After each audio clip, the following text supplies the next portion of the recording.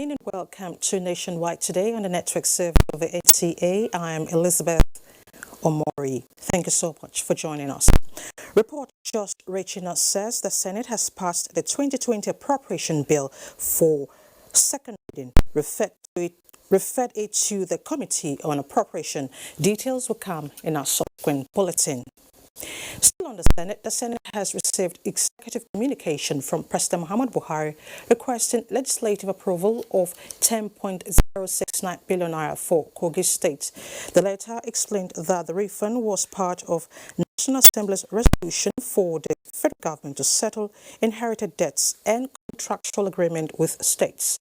Meanwhile, state has passed a deep offshore and inland basin production sharing contract amendment bill, which seeks to introduce a new fiscal regime that will ensure that Nigeria's share is adjusted to reflect current realities, thereby increasing its share. The legislators urged the federal government to declare state of emergency on federal roads and inject more funds into the sector. It also mandated its committees on petroleum upstream and other related committees to investigate alleged non-remittance of 5% user charge on pump price of petrol accruable to the Federal Road Maintenance Agency. To other matters now. The federal government and frontline states of Katsina, Zamfara, Sokoto and Kaduna states say they are ready to fight banditry with renewed vigor and determination. This commitment was brought to the fore at a town hall meeting in Katsina aimed at tackling insecurity in the various states. Zamfara and Katsina states in the northwest are the most affected by banditry, hence the renewed commitment by the governors in tackling the challenge.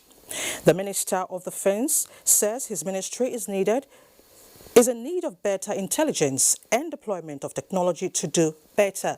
Ministers of Interior and Information reiterated federal government's commitment to ending all forms of insecurity in the country and boost socio-economic activities across the country. Now to security. Governors of Sokoto, Kebbi, Zamfara states have reiterated commitment to work closely with traditional rulers and security agencies in the interest of curbing kidnapping and other security challenges. Dalhatu Abdullah reports that this came to the limelight at the town hall meeting organized by the Sultanate Council Sokoto in collaboration with the Nigerian Union of Journalists, Sokoto State Council. Details will come in our subsequent bulletin. Now, Katsina State Police Command has closed down an illegal reformation center, rescued 67 inmates from the ages of 7 to 40 years in Daura, Katsina State. Abdul Malik Hassan reports that 3 persons were also apprehended in connection with the establishment and running of the center.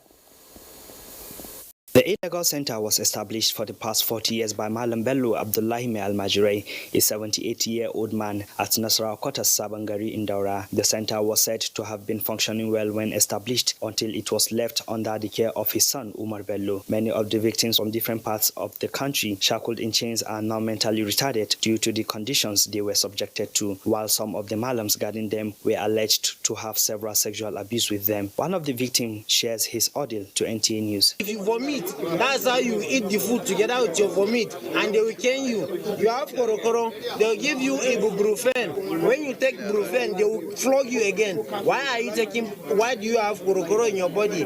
Because, and it's inside here. The Katsina State Commissioner of Police, Sanusi Buba, who visited the remand center, expressed dismay over the pathetic situation of the victims. Unfortunately, most small rooms containing over 40 people, about 6 rooms, and subjected to all forms of dehumanization. 10 people were brought here by their parents, probably ungovernable attitude from their houses. They will now bring them, feeling that the man will now come and rehabilitate them. The victims were later evacuated from the center to the hospital for medical attention, after which they are expected to be reunited with their families. The police commissioner was also at the Emir of Daura's palace, where he briefed the Emir on the unfortunate situation at the center. Responding, the Emir Alhaji Umar Farooq Umar urged the police command to prosecute the offenders in accordance with the law. In Katsina, Abdul Malik Hassan, NTA News. Still on security, to check combat competence and alertness of men and officers, the Operation Safe Haven has organized a proficiency competition in Jos. Rinred Sylvanus Lord reports that participants were drawn from various OPSH units and forward operation bases. The week-long competition had the men competing in various activities of map reading, 3.2-kilometer run, weapon handling, first aid and casualty evacuation. This, the commander, Operation Safe Haven, Major General Augustine Agundu, says is to test the troops' level of professionalism and responsiveness. This initiative is also in conformity with the Chief of Army Staff vision, wherein training and retraining of troops has been identified to be the best welfare the command can give to the personnel. Kinetic and non-kinetic operations we see in this competition keeps the personnel alert to any war front situation.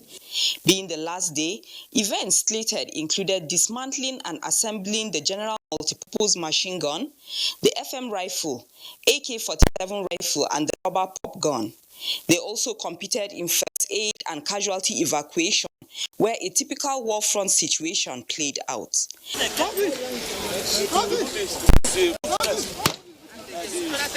The Red Cross also did a demonstration of how to correctly assist victims in an emergency. 14 teams and over 20 women participated in the competitions. In Jos, Rinred Silvanus Lot, NTA News. We now move to crime prevention. The desire of the Buhari administration to fight corruption to a halt will soon be achieved. The assurance was given at a workshop on capitalization and good practices experience sharing on promoting regular migration and fighting against corruption at West African borders. Adebayo Brooks Sunday reports. There is no doubt that corruption at the borders has impacted negatively on the development of most developing countries, as it serves as a support for trafficking illicit drugs, weapons and other contrabands, which also puts travelers in a state of insecurity.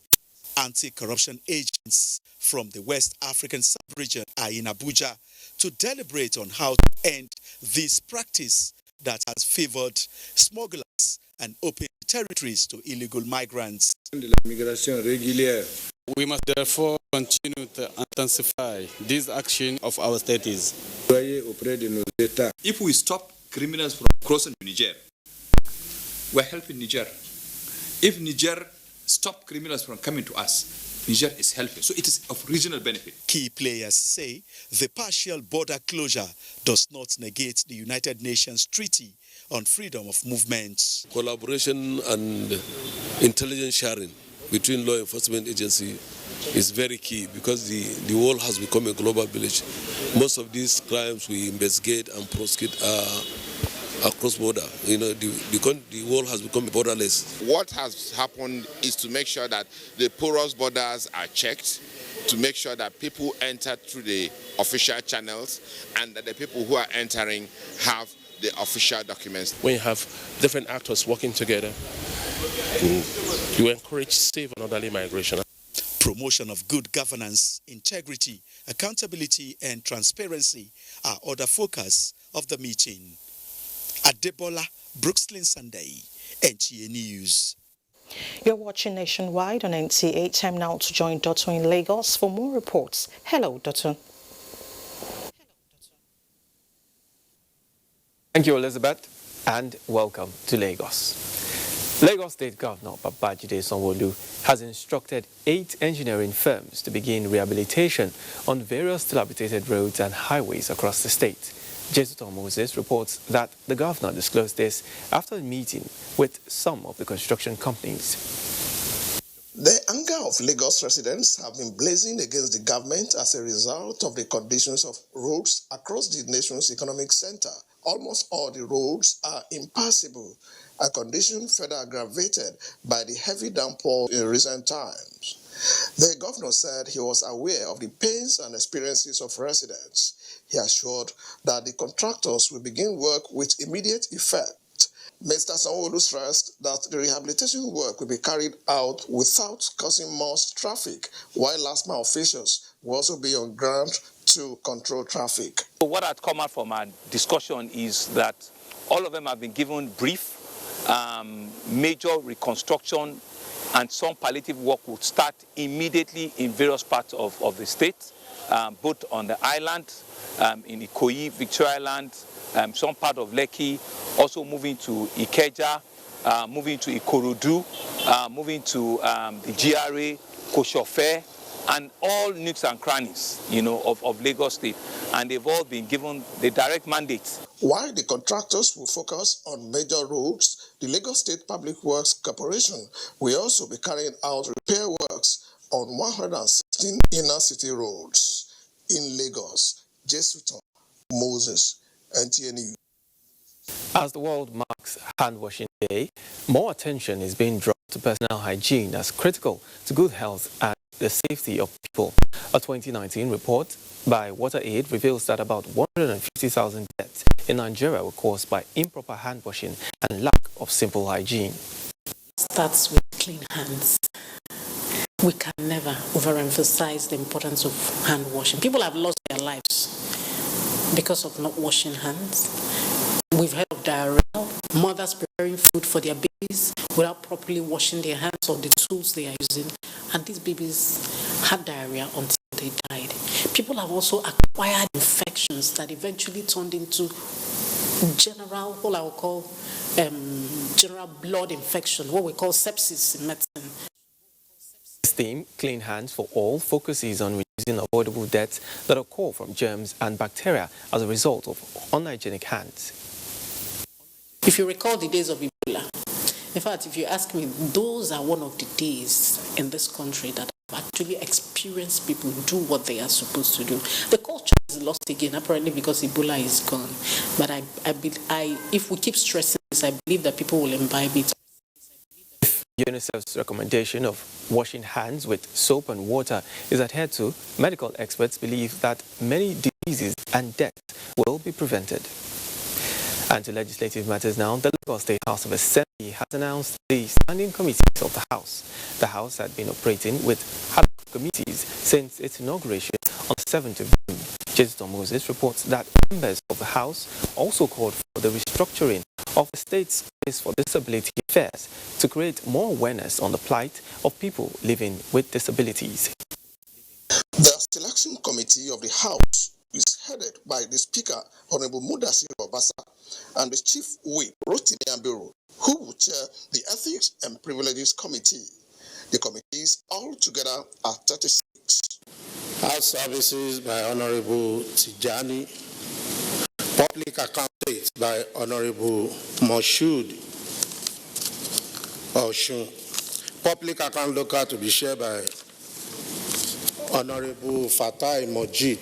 The House also in another development called on the governor to embark on an awareness campaign on the significance of white canes used by the blind. The motion moved by Honorable Rotimi Abiru suggested that the Ministry of Information and Strategy should take the campaign on the plight of people with disabilities to the grassroots. The Ministry of Education to also include the education of the white cane in the curriculum of schools. The motion is aimed at ensuring the safety of people with visual impairments in the state. In Lagos, Jesuton, Moses, NTN News. And that's our contribution from Lagos. Nationwide continues after the break. Do stay with us.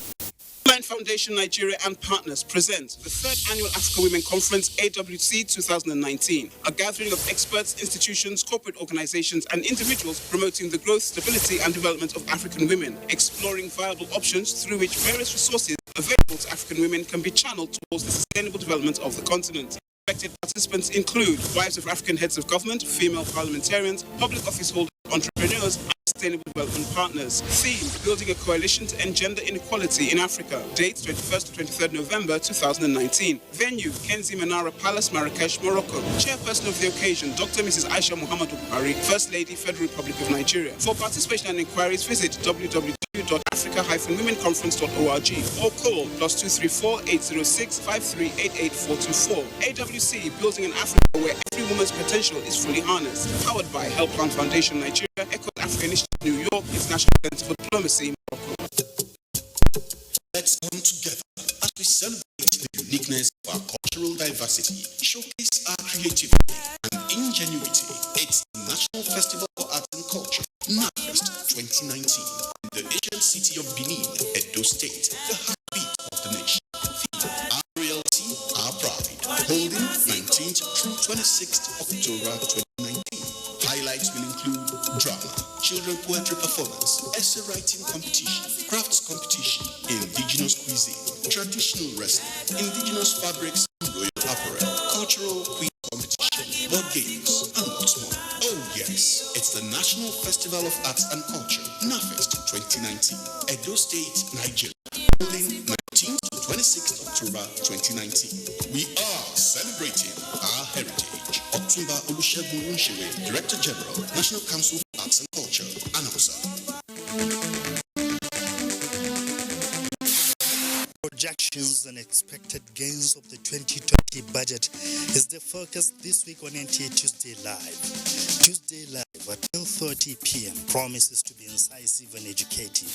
Don't miss it. History was made in Africa with the birth of the first television station, WNTV, in Ibadan, Nigeria, on October 31, 1959. I have great pleasure in formally launching Western Nigeria Television, first in Africa. Television in Africa clocked 60 this year. It's time to celebrate this remarkable achievement. Various activities are lined up. Photo exhibition, a colloquium, public presentation of broadcasting books, and a gala night. Be part of these events, powered by Foundation for Ibadan Television Anniversary Celebrations, FITAC, and supported by the Nigerian Television Authority, NTA.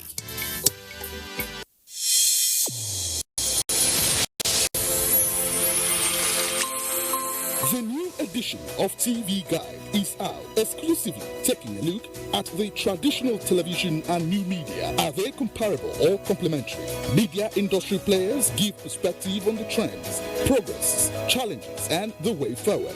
Find out on this compelling edition of TV Guide.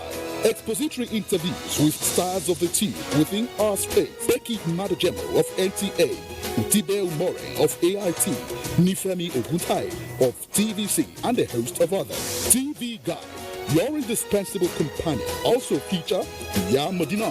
I'm the CEO, managing director of Iya Modina Sister Restaurant. I choose to serve. Shut up your mouth. Let me finish. A TV drama series on NTA. Let's get to meet the characters behind Iya Modina. This edition also presents exciting features on tourism, culture, entertainment, sports, health, and lots more. Grab a copy at the vendors near you or any NTA station nationwide. TV Guide, your indispensable companion.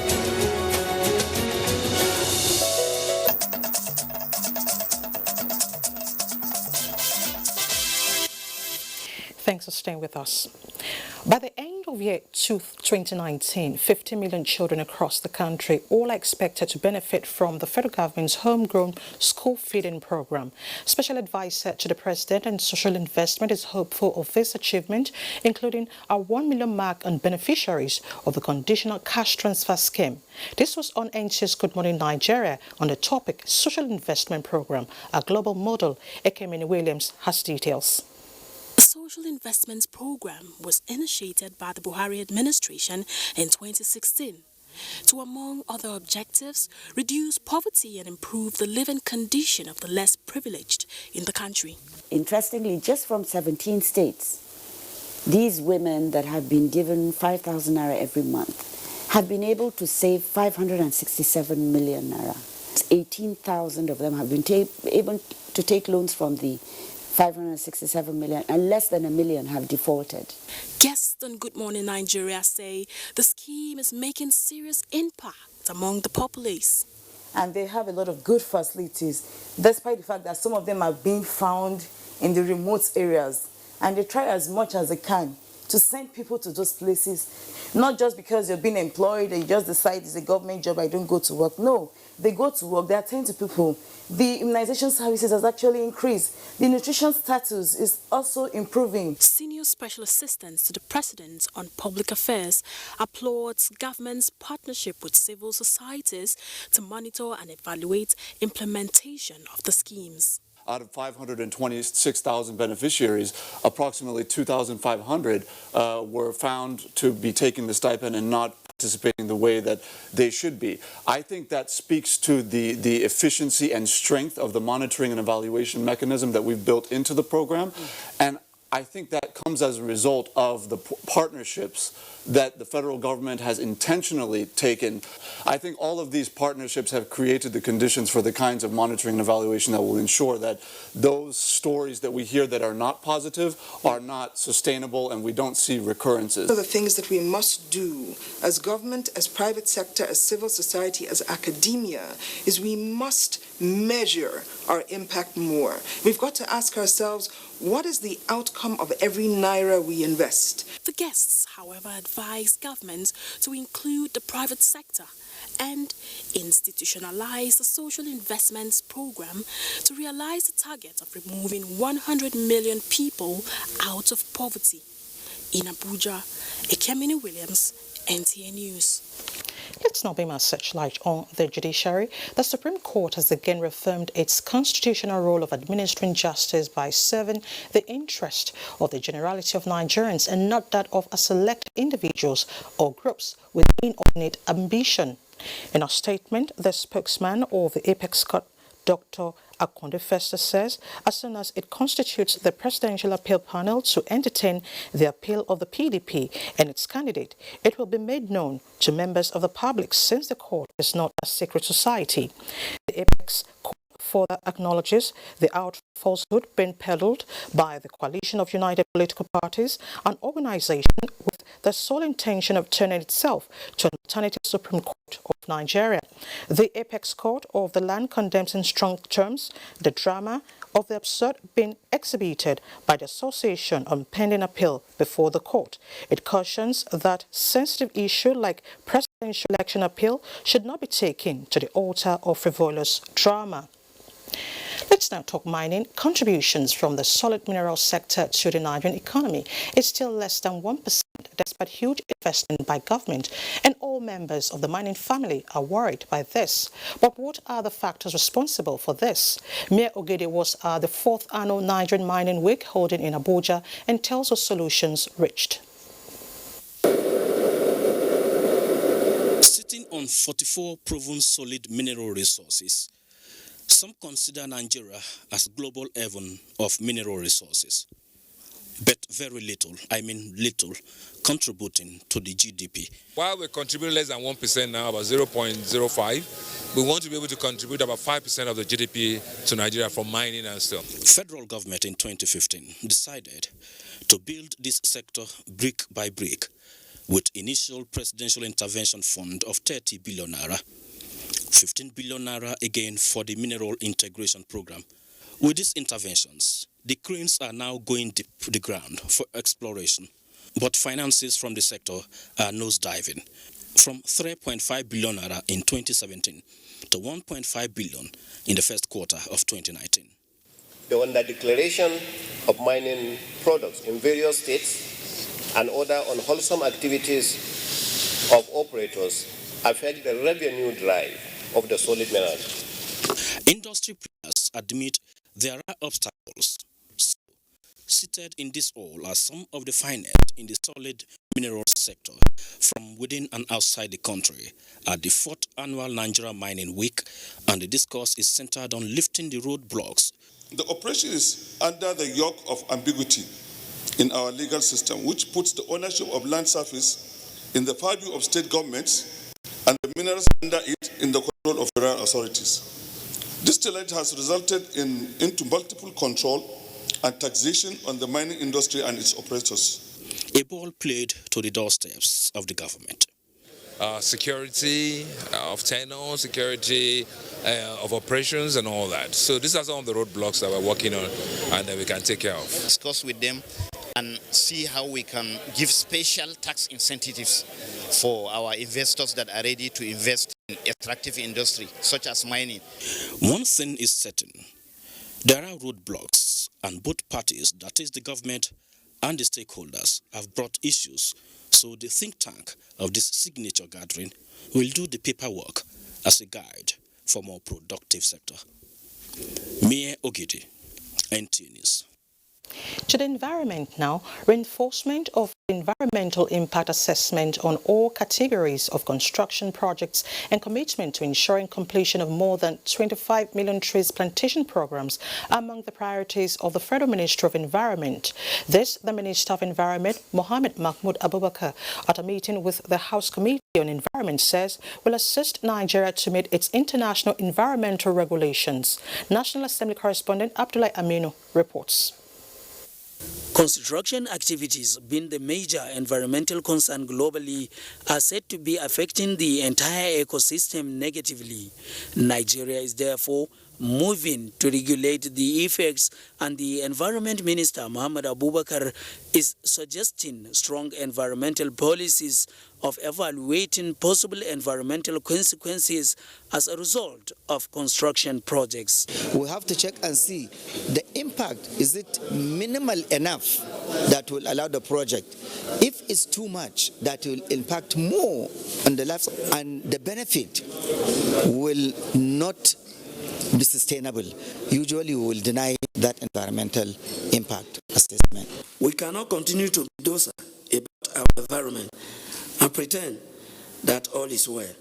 It is our collective responsibility to save our environment and save our country. Heads of the agencies under Environment Ministry also briefed the House Committee on issues relating to flood and pollution control, Ministry's role on economic diversification policy of the federal government through the use of the country's national parks, and safeguarding plans of special economic and ecological values which are at the verge of extinction. From the National Assembly, Abdullah Aminu, NTA News. Now, Cross River State Government is promising 200 million naira to the people of Bakassi for voluntarily donating 35,000 hectares of the land for the ongoing construction of the Bakassi Deep Sea Port and Superhighway projects. Governor Ben Ayade made the announcement during an interactive session with traditional rulers of Bakassi local government area of Calabar.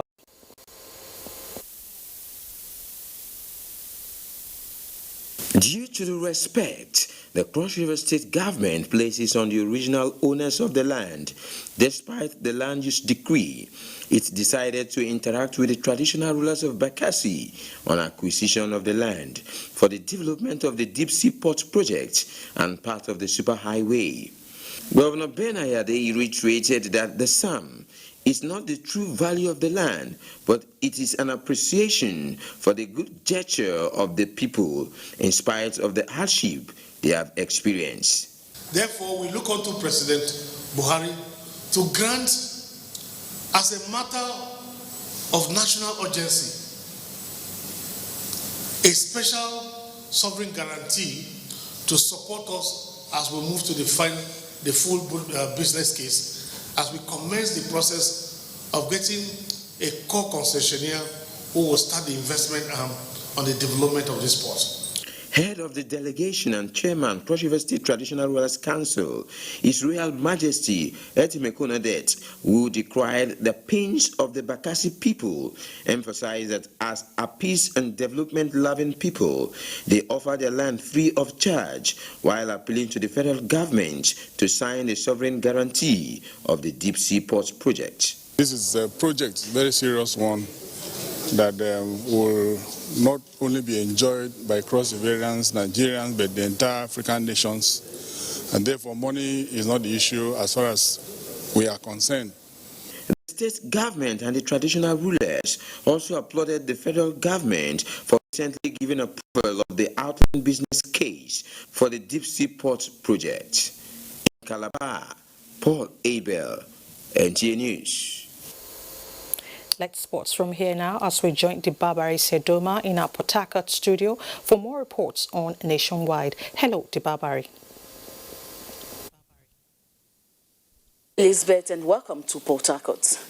Rivers State Governor Nyesom Wike has inaugurated the task force on the recovery of government property in the possession of unauthorized persons. This will include land and other tangible assets of government. Reports that the task force is headed by the head of service, Rivers State. years, individuals and retired civil servants have illegally occupied government quarters, converting them to their personal property. A worrisome discovery is that many retired civil servants have refused to vacate official quarters to enable the government allocate the houses to qualified civil servants in service. Another major concern raised by the governor is that many of the illegal occupants have sold some of the property. Others falsified documents to enable them lay claim to the ownership of the property. Governor Wike expressed displeasure over the development, charging the task force to ensure that all government property illegally occupied and in the possession of unauthorized persons should be recovered. How can someone have a CO4 of a block of flat? How is it possible? Then what about the land itself? CO4 is given because you occupy a land. It's not given because you're living in a flat. You can imagine what is going on in our state. So we will not allow that. Chairman of the task force, Rufus Godwins, thanked the governor for finding them fit to carry out the assignment. The task force is to commence operations immediately. In Port Harcourt, Oge Dinyekwe, NTA News. The River State House of Assembly has restated its commitment to ensuring peace between host communities and investors in the state. This follows a peaceful protest to the State Assembly by the host communities on alleged marginalization by an oil company.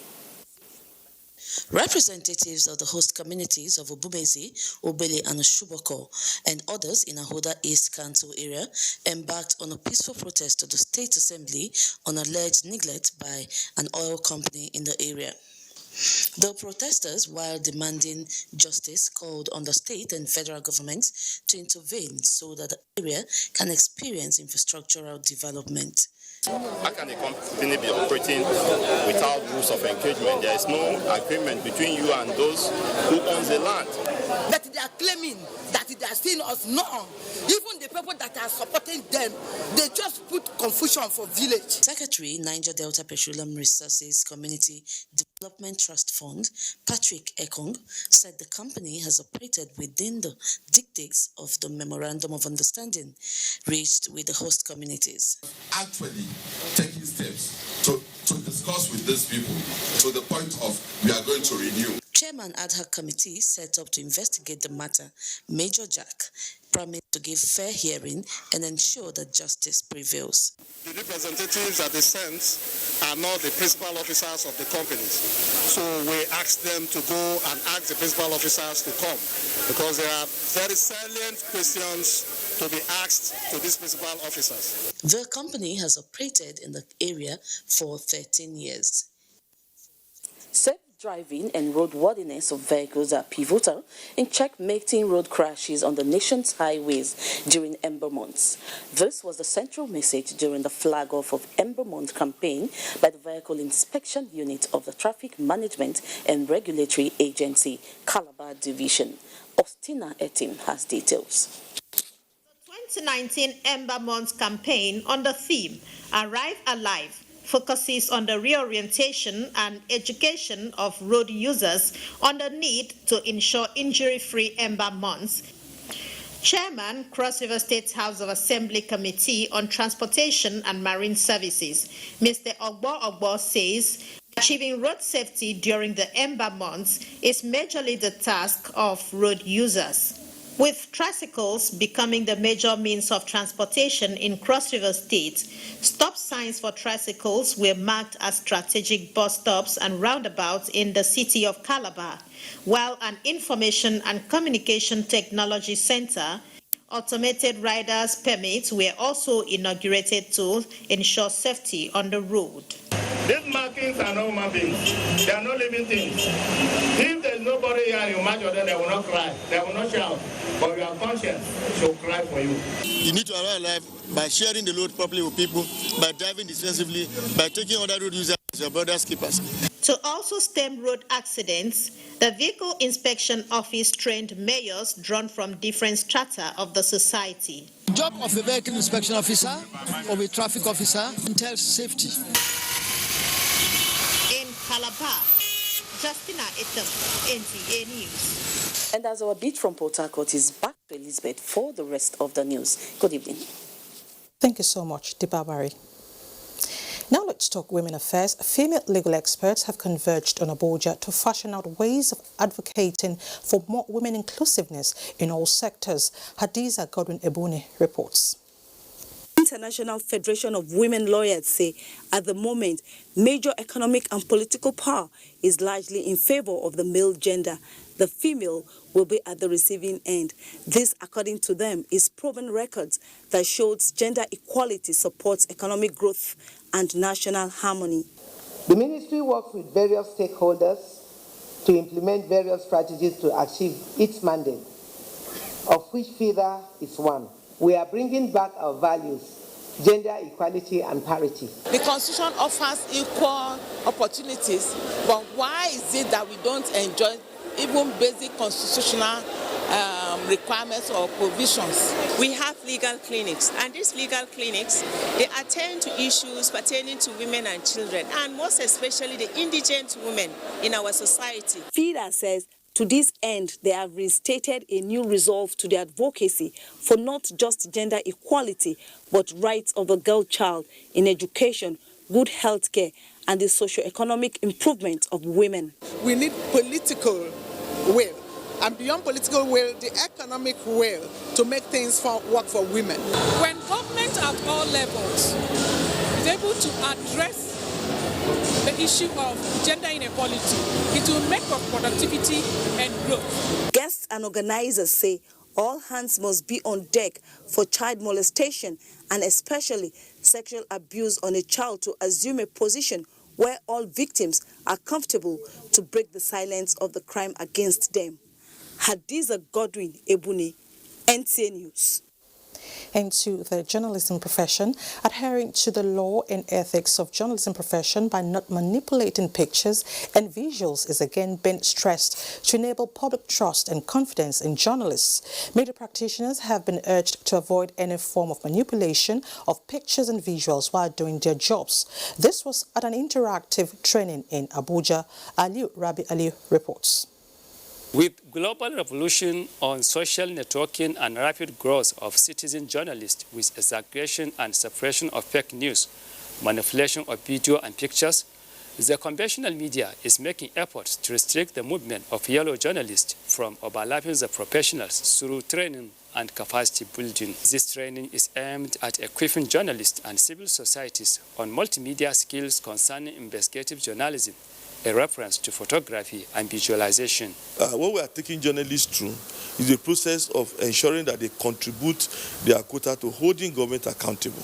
It's not only by writing stories, but you can hold government accountable by providing visuals that demonstrate what government has done. Experts and scholars from the field of modern communication expose participants to camera positioning and handling, ethical issues in reporting, use of smartphones, and new trends in video editing. To also try to seek permission where they need to, and to also try to be discreet in doing their work, because you need to be alive in any case to be able to remain a journalist. Struggling to see how they can contain fake news. And how can you do that? Unless you are professional journalists. Journalists who will use their knowledge, who will use their capacity to tell the news the way it is. Participants are expected to apply new strategies to report corruption and uphold the responsibility and accountability of the government to the people. In Abuja, Aliu, NTA News.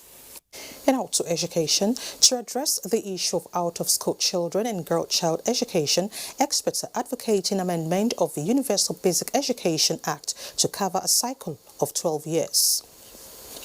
Statistics by UNICEF show that about 10.5 million children aged 5 to 14 years are not in school in Nigeria.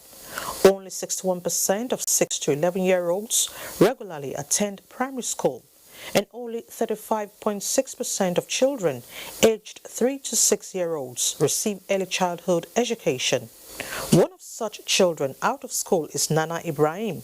She hawks fried cheese in Yaya Market, but has a dream of becoming a medical doctor, which can only be achieved if she attends school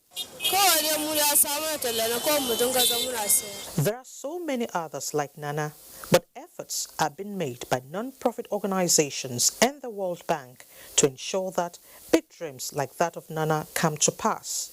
And that is what this roundtable is set to achieve by facilitating the implementation of free and compulsory education for children in Nigeria, especially girls in rural areas up to secondary school. This upcoming project that is to do with 12 years of education to be able to complete up to senior secondary education level is 500 million. The point where children or girls, to be specific, will make career decision is at around when they're already in senior secondary school. So if you deny them of that opportunity, then what happens? So that's what I was saying. Let the free education go beyond GSS 3. Let it get to SS 3. So 3 years additional education is worth it.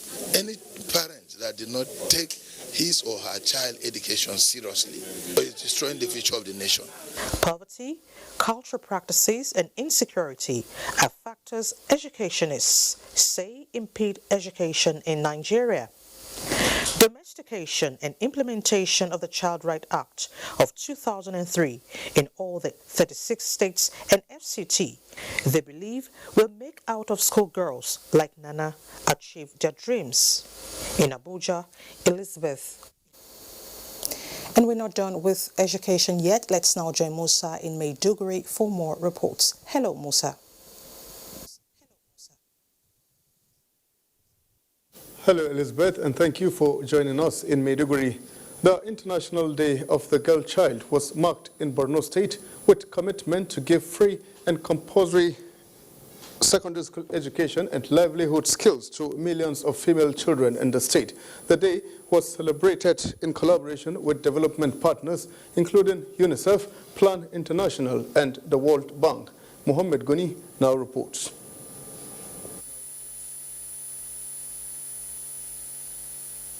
11 October annually has been declared by the United Nations as International Day of the Girl Child to create more opportunities for girls and increase awareness of issues facing girls such as education, malnutrition, forced child marriage, legal rights and medical rights, among others. Governor Babagana Omar Zulum expressed commitment of his administration to providing free, compulsory and quality secondary school education as well as livelihood skill to the girl child and to reposition the education sector. I want Secretary to the State Government, Ministry of Higher Education, and Ministry of Education to look into the possibility of formulating policies and deliberately promote girl child education. Wife of the State Governor, Dr. Falmata Babagana, said the program is appropriate and timely, considering the security challenges facing the state, and further call on all well-meaning citizens to key into promoting girl child education.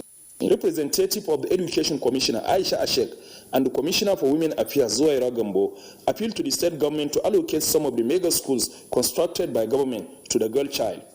Representative of the organizers, Ibrahim Magaji, appreciated the state government and other stakeholders for their support, which resulted in the success of the program. There was presentation by schoolgirls on the importance of girl child education.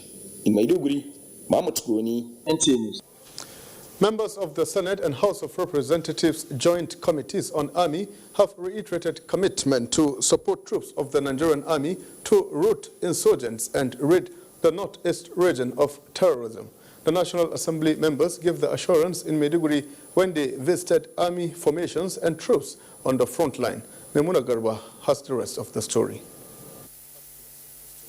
The visit by members of the National Assembly Joint Committee on Army to Army Formations in the Northeast region was the first since the committee's inauguration, and the move is to assess the condition of equipment and challenges facing troops on the front line, led by the Chairman Senate Committee on Army, Senator Mohammed Alindume.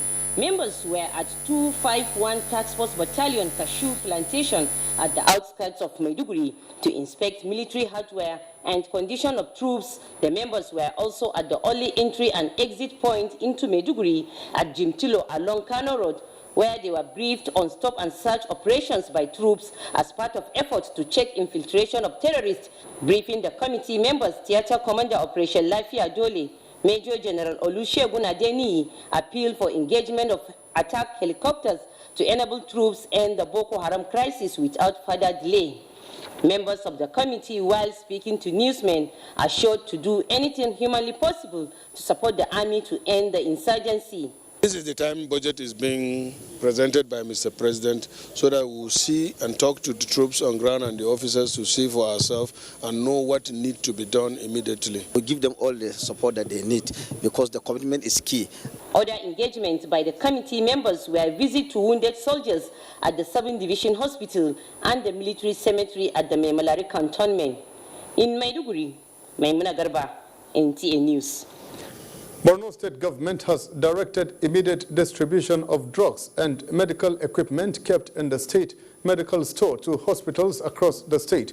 The state governor, Professor Babagana Umar Zulum, gave the directive when he visited the state main medical store to assess the condition of facilities. Mohammed Goni completes the rest of the story. Borno State government has in the last few years procured drugs and other medical facilities worth billions of naira to ensure quality healthcare delivery service across the state. Governor Babagana Umara noted that the drugs and other hospital facilities procured by government should be distributed to the hospitals for the benefit of the people, especially those in the rural areas. At the plastic production company Boplas, Professor Babagana Umara Zulum inspected the machineries, the production process and the products of the company. He assured commitment of government to fund the company with a view to creating employment opportunities for the teeming youth. Governor Babagana Umara also directed the new Ministry of Science, Technology and Innovation to take over the premises of the Santana Furniture Industries in view of its importance to government. In Maiduguri, Mamat Koni, NTA. And that's our contribution from Maiduguri. Let's take a break now to bring you more stories on Nationwide in just a moment.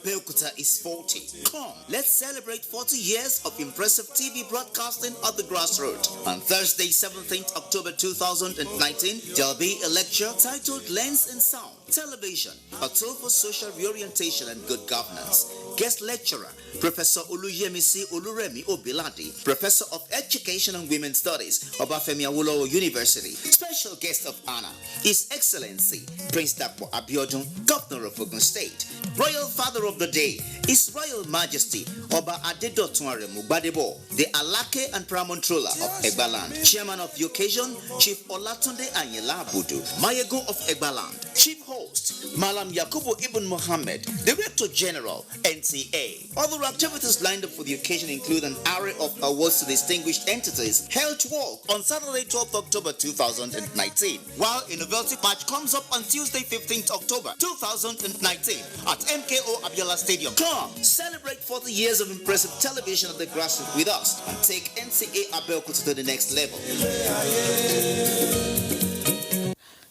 Thank you. Thank you, sir. Please, did you hear that? Of course I did. That is Village Elmaster tune. So, Auntie Amebo was not gossiping then? Village Elmaster is celebrating 50 years.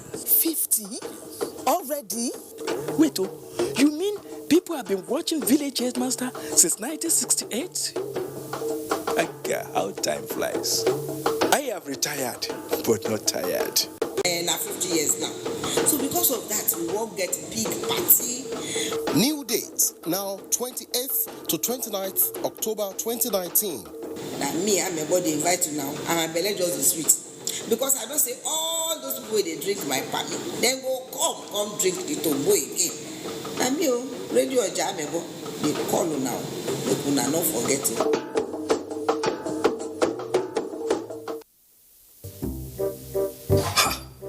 Not so fast. Look, I'm tired. I want to check out of this country for greener pastures. Just calm down for a moment. Please sit down. Do you have a job where you're going to? No, but someone is arranging, Listen, Alinko. Checking out of this country without proper planning means one thing. Unimaginable begin. I've been in the diaspora, but legitimately doing great things at home and abroad.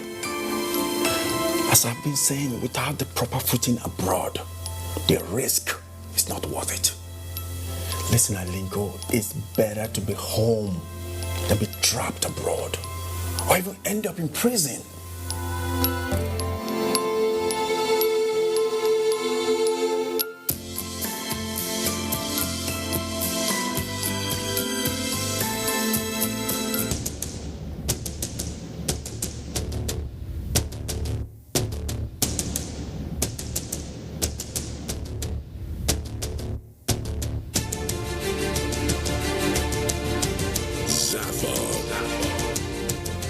award that has succeeded to pool a galaxy of stars from the north, south, east to the west, and central Africa, and also those that are domiciled beyond the shores of Africa under one roof.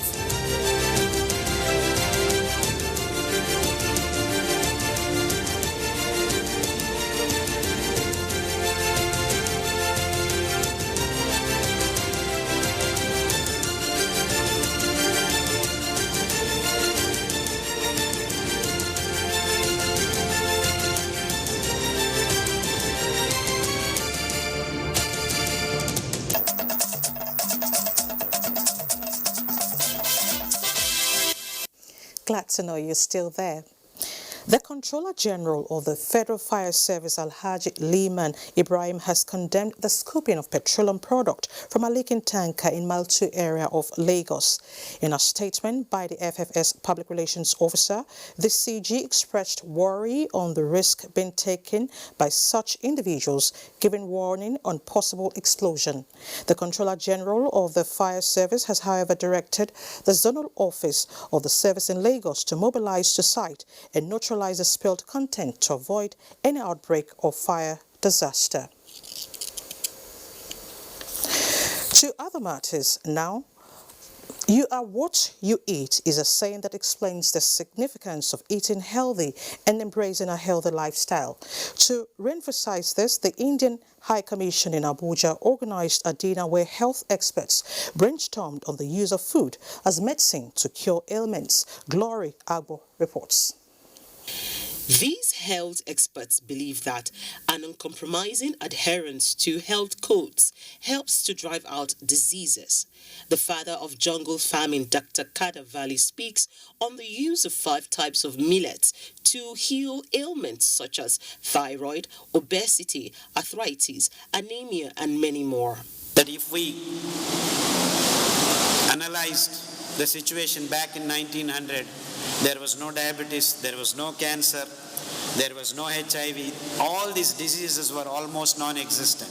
There might have been 1 in crore, 1 in billion, like that. So the simple logic clearly told me that if the human race gets back to the ancient grains and just somehow manage to rejuvenate those old ancient grains and make them eat to this sick world, can we get back the health? People are tired of what is happening with the modern days agriculture and the industrial agriculture for that matter.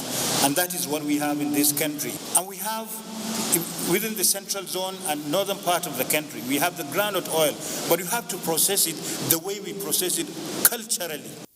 The extent of the medical qualities of these foods was elaborately discussed and questions asked on the accessibility of these grains in the open markets. Millets they're so good for the environment. They do not require any assistance from the human race. You just have to sow them, you have to reap them. That's it, as simple as that. And they consume the least amount of natural resources. And you can grow them all along the year. Dr. Valley advises Nigerian farmers to invest in and cultivate this millet as a practice to boost the economy and ensure food sufficiency in the country. In Abuja, Glory Agbo, NTA News. And now to sports. 2019-2020 Nigeria Professional Football League season set to kick off November 3. Details with Kene Imagudike on Sports Updates.